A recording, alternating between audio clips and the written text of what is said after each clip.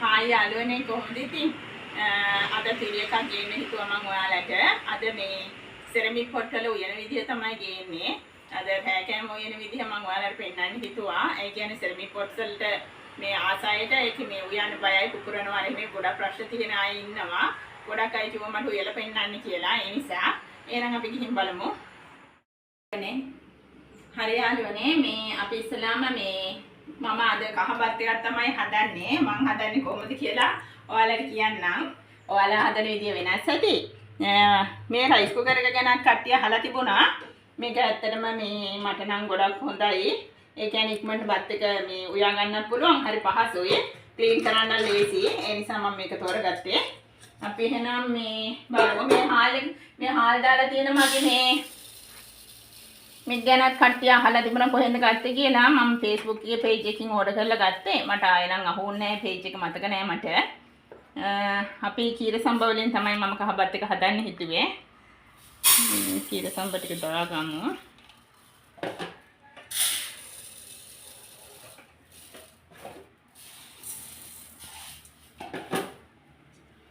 ඉස්ලාම හාල් එක අපි හොදගෙන ඉමු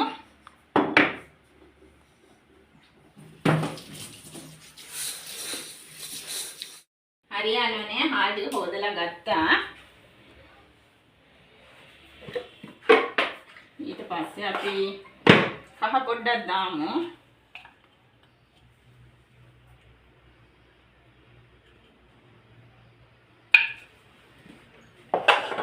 පාට ජම්ති ප්‍රමාණයක් දාගන්න තද කහ පාට උනත් කැතයිනේ ඒ නිසා පොඩ්ඩක් කහ දාමු ඊට පස්සේ අපිට පුළුවන් ලුණු දාන්න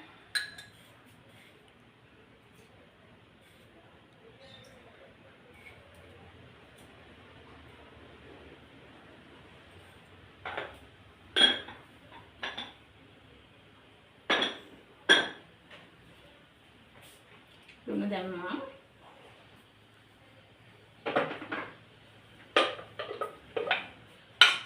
ඊට බටර් දාමු තවන්න අවශ්‍ය ප්‍රමාණයක් දාගන්න පුළුවන් ඔයාලට ඔයාලා හදන විදිය වෙනස් ඇතිනේ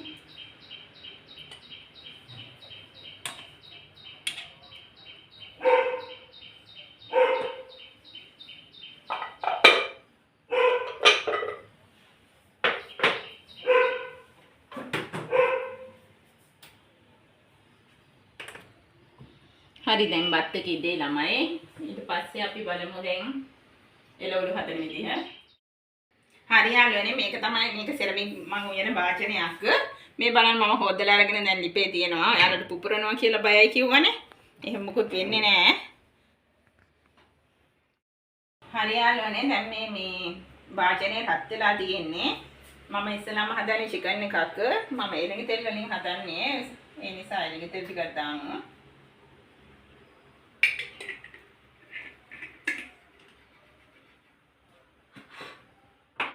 හරි යාළුවනේ මේ වංගෙඩිය ගැන කියන්න ඕනේ මම මේ වංගෙඩිය තමයි මම ඉඟුරු සුදුලුණු චොප් කරගන්නේ මේකත් පුළුවන් නම් ඔයාලත් ගන්න මේක ලේසි අපි තෙල් ටික රත් වෙනකල් ඉඟුරු ටිකකුයි සුදුලුණු ටිකකුයි චොප් කරගමු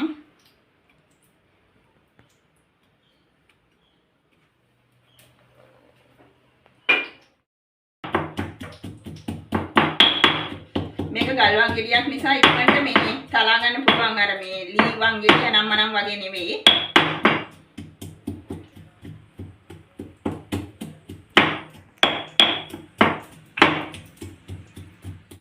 මේ තලාගට ඉඟුරු සුදුලුණු ටික අපි දාන්න දෙනවා මේ හොඳට තෙල් රත් වෙලා තියෙනමයි කියලා භාජනයෙන් මොකුත් වෙන්නේ නැහැ දැන් ඔයාලා මේක බලලා මේ ආසායට භාජන ගත්ත හැටි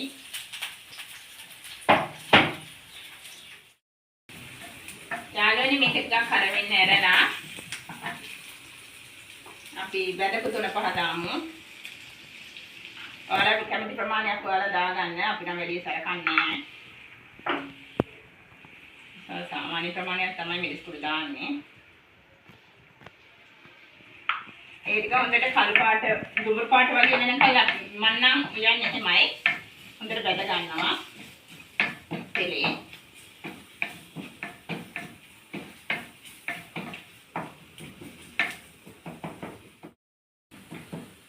හරි යාළුවනේ දැන් මට ඕමනම් ප්‍රමාණයට මේ තෙල් කර වෙලා තියෙන්නේ. තුන පහ ටික කළු වෙලා තියෙන්නේ. අපිට පුළුවන් දැන් අවශ්‍ය ප්‍රමාණයට චිකන් එකතු කරගන්න.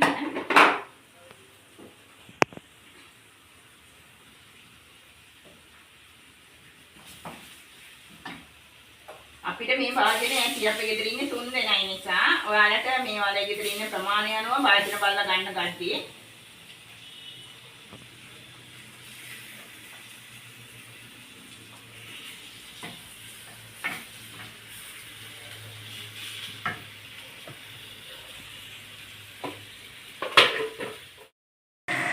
හරි යාළුවනේ දැන් ඊළඟට ලුණු අවශ්‍ය ප්‍රමාණයට එකතු කරගන්න.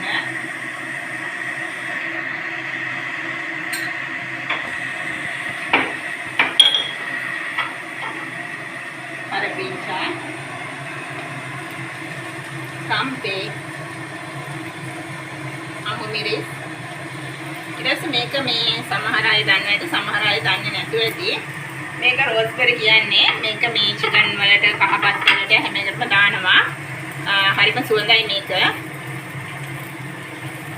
මේකෙන් අපි ටිකක් එකතු කරමු.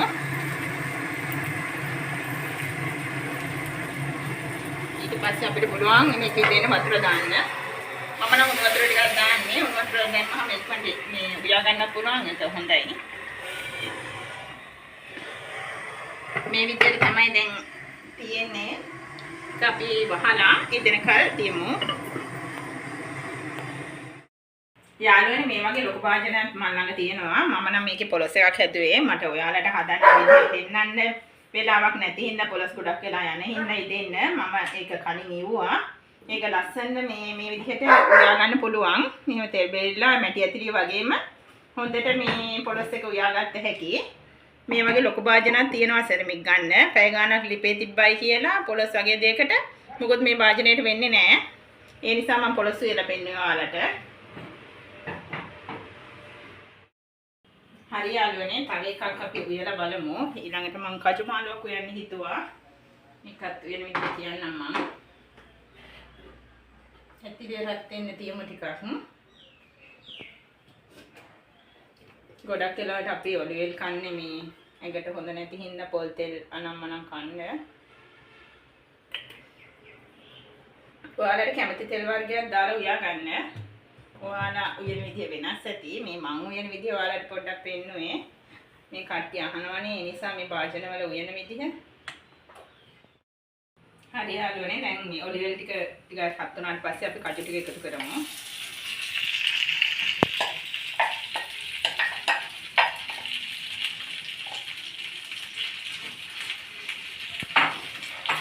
කජු මම ප්‍රෙෂර් ටික දාලා මේ සම්බල තමයි අරන් තියෙන්නේ. ඒ නිසා ලොකුවට ඉගෙන දෙයක් නැති හින්දා මම කිරිම එකතු කරනවා.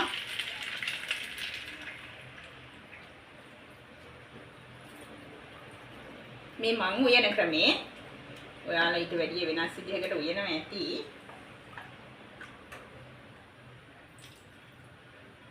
දැන් කිරි ඇති. දැන් ලුණු 3-5 මිරිස් අපිට කැමති ප්‍රමාණයට එකතු කරගමු. කරපිංචා ඉස්සලම් කරපිංචා ටිකක් දානවා. තම්පේ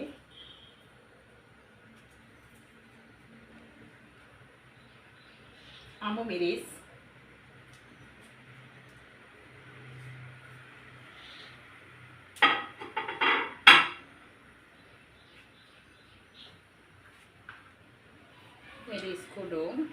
මිරිස් කුඩු 3-5 ආයේ හැමදේම මම ගෙදර තමයි කොටා ගන්නෙ. මම නම් කඩේ තියනවා ගන්නෙ නෑ. ඒවා අපිට ෂුවර් නෑනේ. හොඳ ඒවද කියලා හිම ෂුවර් නෑ. ඇත්තටම හොඳ ඒවා නෙමෙයි කඩේ තියෙන්නේ. නිසා මම නම් ගෙදර අයට කන්න දෙන්නේ ගෙදරම කොටලා මේවා. ඔයාලත් හැම කෙනෙකුටම මම කියන්නේ 3-5 මිරිස් කුඩු නම් ගෙදරම කොටලා පාවිච්චි කරගන්න. ළමයිට දෙන්න හොඳ නෑ කඩේ ඒවා.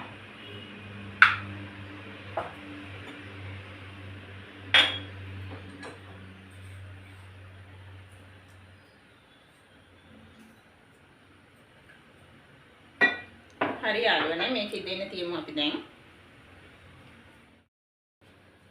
බීලුණු ටිකකුත් අපි එකතු කරගමු. හරි යාළුවනේ දැන් හදන්න යන්නේ අලතෙල් දාන්න.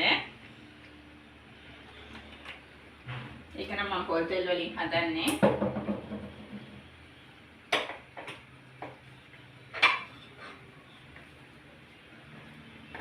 සනම් බීජුන් ටික දානවා.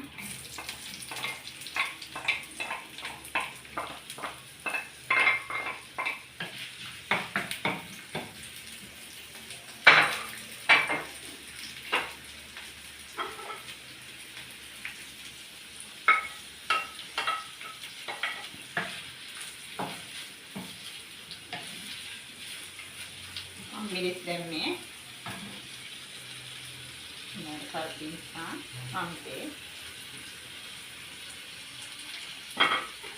මේ වගේ භාජනයක් ඔයාලට පුළුවන් නම් ගන්න මේකට මේ වෙන් කරලා තියෙන භාජනේ අපිට දේසි කරපිංච රම්පේ සුදු ලුණු ඕන දෙයක් මේ වගේ උයන දේවල් ඔක්කොම වෙන වෙනම තියාගෙන එක තැනක තියාගෙන උයන්න ගන්න මේ භාජනේ ඒ වගේ මේකෙන් ඔයාලට ලේසියෙන් මෙහෙම තියාගත්තාම කියන්නේ සැරේ මේ කප මේ දඟලන්න දෙයක් නැහැ මේ මෙහෙම තියාගත්තාම යන්නේ ලේසියි උදේට ඉස්කෝලේ යන ළමයි එහෙම ඉන්න අම්මලාට හරිම ලේසියි මේක මම නම් මේ විදිහ තමයි කරගන්නේ ලේසි නිසා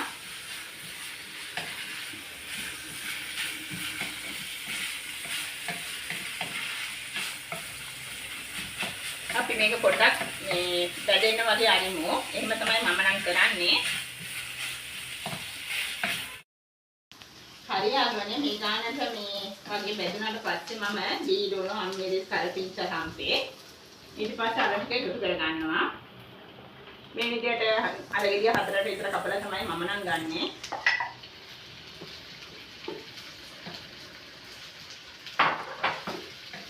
ඒ ටිකට අපි දීඩෝන අර ටික ඔක්කොම එකතු වෙන්න මේ කවලම් කරගමු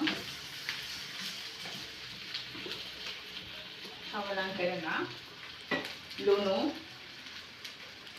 සමාන අවශ්‍ය ප්‍රමාණයට එකතු කරගන්න.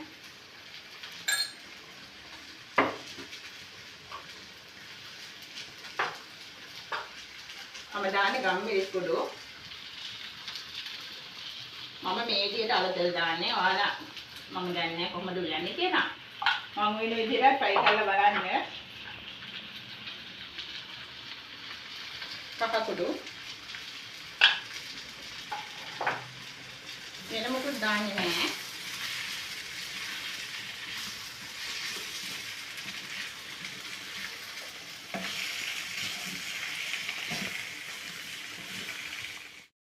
හරියන්නේ දැන් ටික ඔෆ් කරන්න පුළුවන් අපිට. කියන්නේ මේ කාලා තම්බල අරන් තියෙන හින්දා ගොඩ වෙලාවක් මේ ඕන්නේ නැහැ. ඊටවන්න මේ විනාඩි 3-4ක් කවනම් කරලා ගත්තාම හරියි. මේ විදිහට තමයි අලතෙල් දාපෙක තියෙන්නේ එතකොට. හරියන්නේ ඊළඟට බටු බෙදපු එකක් කිරට හදාගන්න යන්නේ මම නම් කරන්නේ මේ සුදු ලුණු රතු ලුණු ටික බෙදගෙන මේ ඉදෙන්න බටර් ෂුට්ටක් දානවා මොකද මේ තෙල් වලින් බෙදලා තියෙන හින්දා බටු ටික බටර් පොඩ්ඩක් එකතු කරලා පොල් තෙල් දාන්න වැඩි වෙනවනේ පොල් තෙල් එතකොට බටුත් බෙදලා තියෙන හින්දා ඒ නිසා බටර් පොඩ්ඩකට රතු ලුණු ටික දාමු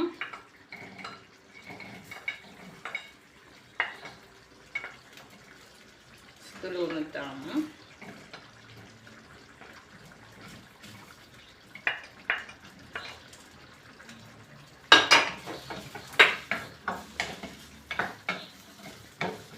බටර් වලින් දෙන්න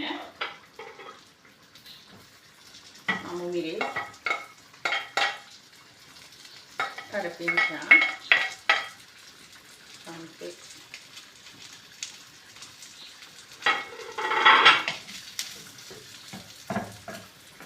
මේ විදිහට විනාඩි 3-4ක් ඉදෙන්න දෙන්න.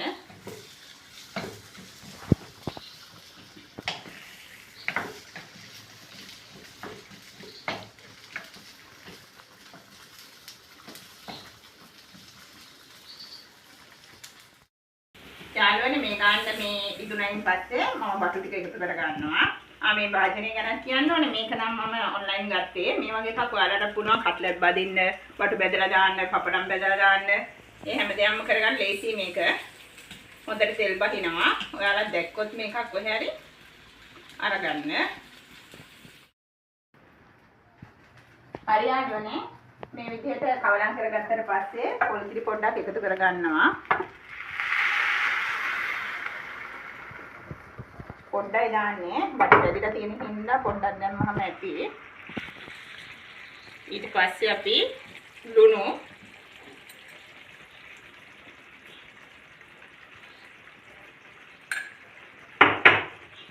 මිරිස් කුඩු එක්සෝස් පෑන් එක දාගන්නත් බෑ. ඔයාලට වීඩියෝ කරන හින්දා අද රස්නේ හොදටම මේ වීඩියෝ එකට සජ්ජහෙන හින්දා මට එක්සෝස් පෑන් එක නැතුව තමයි අද උයන්න උනේ.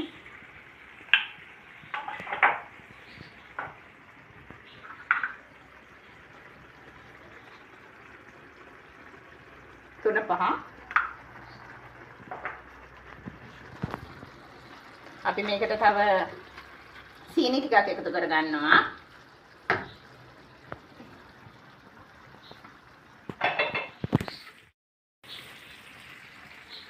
තේ හැන්දක් විතර දාගන්න.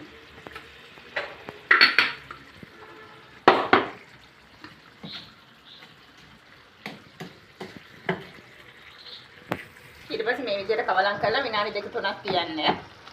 එතකොට ඇති මේ ඔක්කොම ඉදිරියට තියෙන හින්දා ආය ඉදෙන්න දෙයක් නැහැනේ. ඒ නිසා මේ විදිහට තමයි එතකොට තියෙනවා ලස්සනට.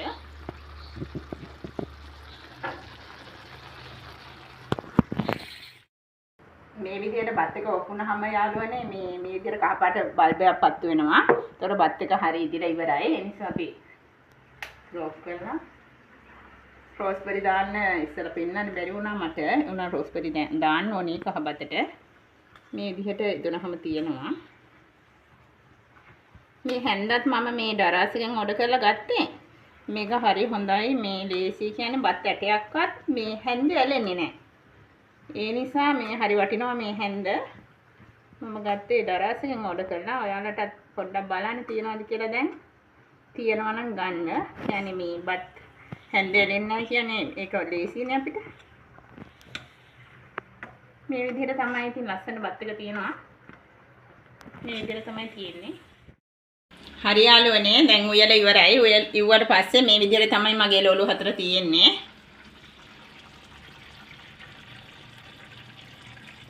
ඔයාලා මේ විදිහට හදලා බලන්න. රසයිද කියලා මට කියන්නකෝ. හරි යාළුවනේ එහෙනම් අදට මගේ වීඩියෝ එක ඉවරයි. ඔයාලා දිගටම මාත් එක්ක ඉන්න. දිගටම ඉන්න යාළුවෝ ගොඩක් ඉන්නවා මගෙත් එක්ක. යාළුවට ගොඩක් ආදරෙයි මම. ගොඩක් ස්තුතියි.